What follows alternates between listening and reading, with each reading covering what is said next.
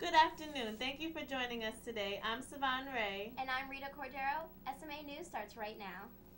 The protesters occupying Wall Street have been evicted from Zuccotti Park for fire hazards and health reasons. This movement has been forced by police departments in several areas, such as Oakland and New York.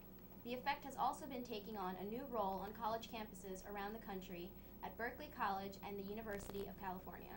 Thanksgiving is right around the corner, and everyone can't wait to gather with family and friends.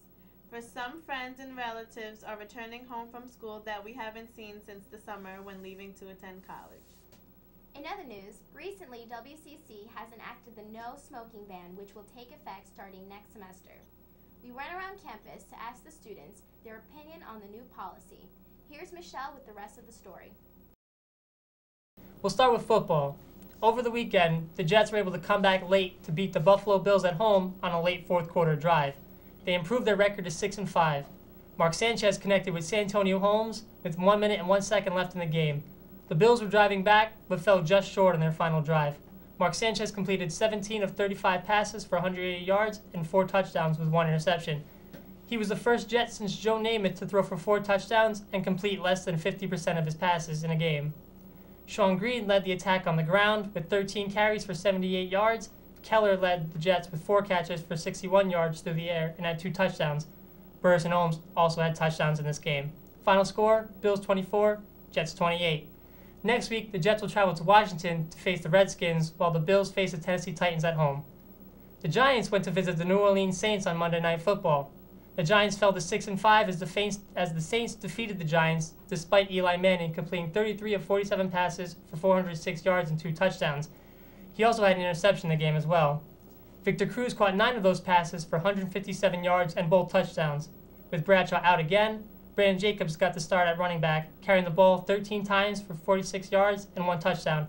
But the Saints quarterback Drew Brees was just too much for the Giants' pass defense to handle, as he completed 24 of 38 passes for 363 yards and 4 touchdowns. Final score, Giants 24, Saints 49. The Giants will face the red-hot Green Bay Packers at home, and the Saints will face the Detroit Lions, also at home.